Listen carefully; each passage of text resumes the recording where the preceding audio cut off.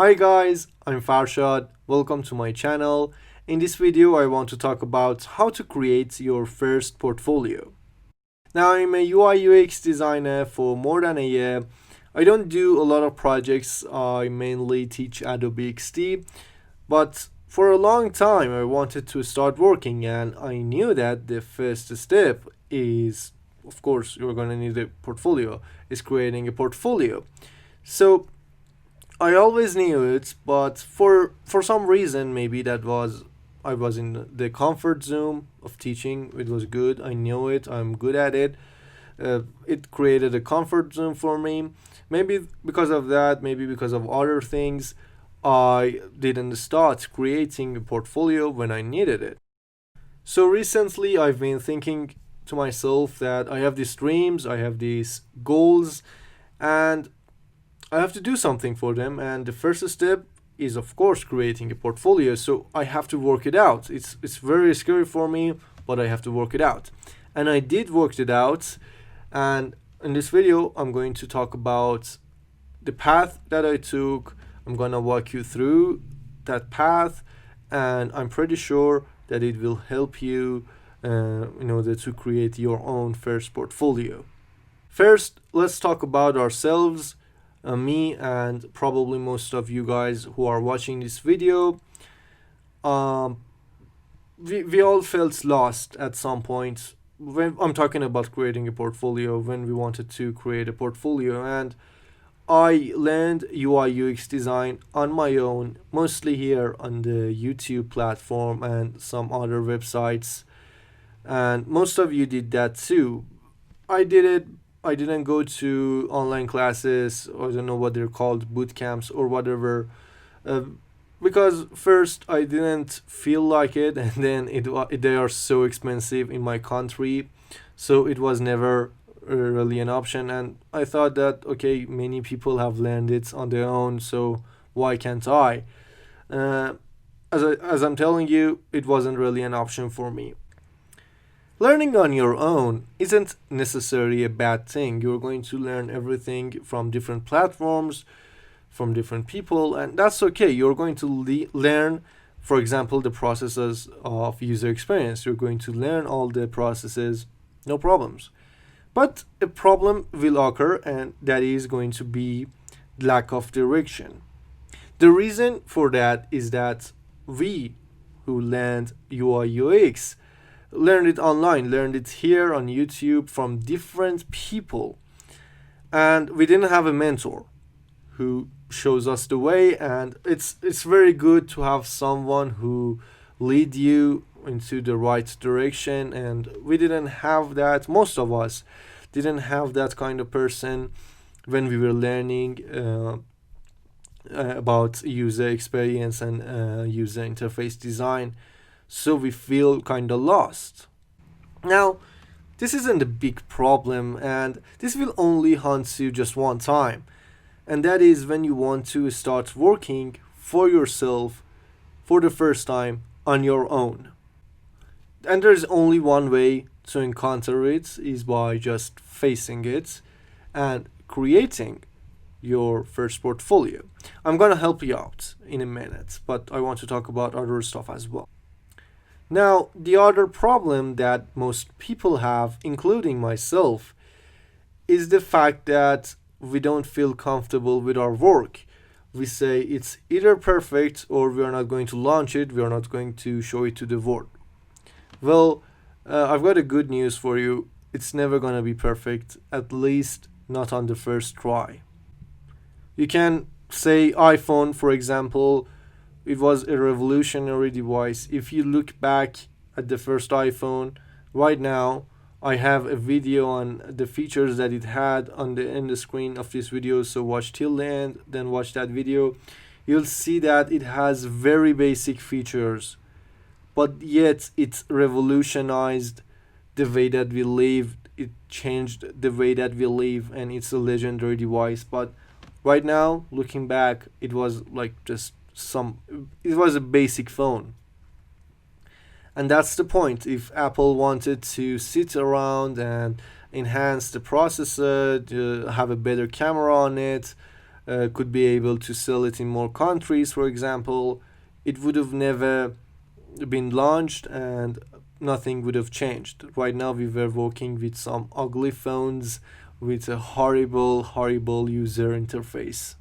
So it's something that you have to understand. Your first portfolio it isn't going to be perfect, and that is completely perfect and okay.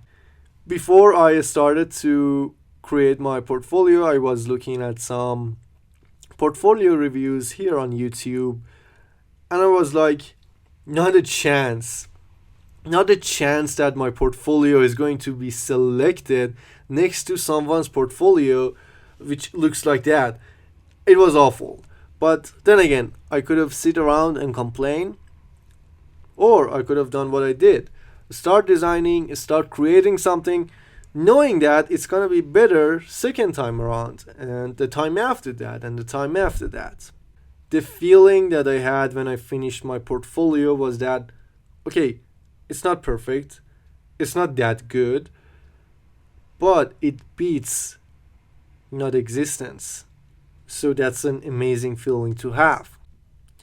As I told you, I'm a kind of person who wants everything to be perfect. And I know that right now. I didn't know it before. I know that it's never gonna be. It's not going to be. And if you are that sort of person, it's better for you to know that as well.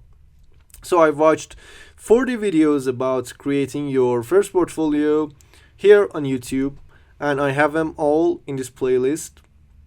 It's public. You can go ahead and watch the videos, but they can really help you. But they would create another problem because there are 40 videos made by 40 people who have different kind of mindsets. So it will get you kind of lost again. But since I've watched all of them and I took notes and I found some commonalities, I guess, between all of them. So I'm going to just talk about the important things, the things that were said in all of these videos, and they were especially pointed out by people who work as a hiring manager. So these notes are very important. The thing that you have to have in mind is that UX is a teamwork. UX process is a teamwork. Of course, you have to know all the processes, but you have to be good at one of them. You have to be perfect at one of them if you want to get hired.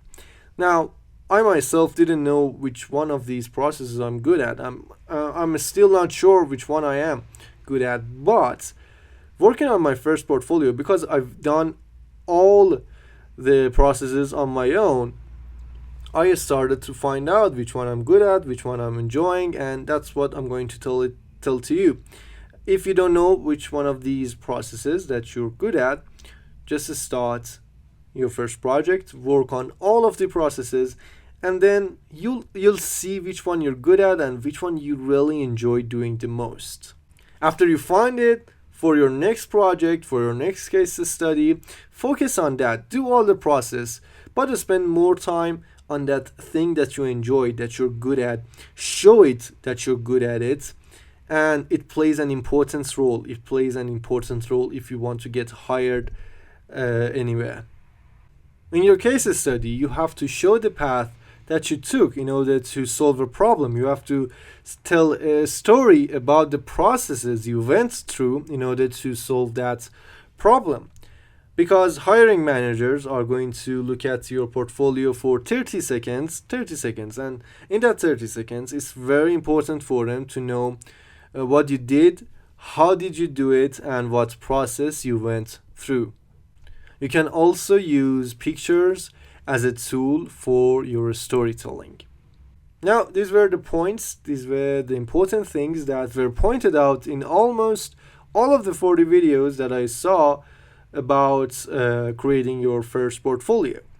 Now, let's talk about how did I created my first portfolio, and I'm sure that it would help you out and it would give you an insight about how you can start creating your own portfolio. Well, I knew the process of UX, all of us do, but I felt lost. I didn't know how to start, I didn't know what to do, what kind of tools should I use, and stuff like that. I was trying to figure it out on my own, and then I remembered this thing that Steve Jobs has said. It was Picasso has a saying: good artists copy, great artists steal. And as UI UX designers, we're kind of artists, right? So we're going to steal. What are we going to steal? We're going to steal a blueprint.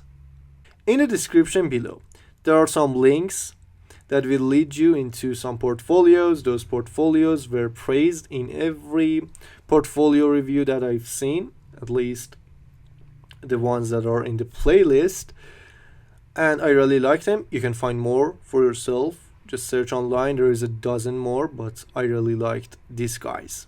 So I open all of them, and I'm just like, Farshad, you have to figure it out. Okay, you don't know what to do. That's completely okay. These people did what you want to do. So just look at it and see what's missing, see what you have to do. I looked at them. Although the processes were tweaked a little bit, well, designers have different styles. It's understandable. They all had the same structure. So I spent 2 or 3 hours just reading them, analyzing them, and I picked up what I liked about each of them, what I would like to do in my portfolio from each of them, and I combined it all together, and there it was. That was my process, that was my blueprint, that was my plan. So the same goes for you. Open these links up and go and find other portfolios if you want for yourself. Open them up, just look at them, and you'll see the processes done by all of them. Of course, they have to do it, it's a case study. Pick the ones that you like. For example, I didn't like SWT, I don't know how to do it. So I deleted it completely and I just did something else from another portfolio, another case study. I replaced it. So do it for yourself too. Play around until you find the blueprint, until you create the blueprint that you want. And after that, you're not lost anymore. You know exactly what you should do. Now you've got yourself your personal blueprint. It's time to start creating your portfolio based on that blueprint, which is based on some successful people case studies. And it's very important. You don't need to reinvent the wheel here. It was written in one of the case studies and it was really inspiring for me. You just see what they've done and just do that in your style, in your way. Don't copy. You've stole the idea, you've stole a blueprint, and that's enough. You can do the rest on your own. And here's a very personal note from me to you. If you want to start creating your first case study, I created my first case study about a secondary screen feature for a game. Okay, and it represents me. I love video games. I would love to work in that field. It represents me. Whatever you do something that would represent you. Okay, at least for your first case study, for your first project, because you're going to love every second of it. Because it's going to get frustrating, I'm telling you, especially if it's the first time that you're going to do all the processes, it's going to be hard. But when it's something that you love, it's going to be great. It doesn't have to be something big, something new or anything like that.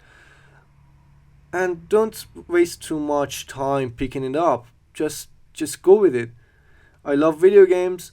It's a secondary screen feature. I don't know. You love music. Go for designing a music application. You love a sport. Go for designing a sport application. Whatever it is, you love movies. Go for something like Netflix or whatever.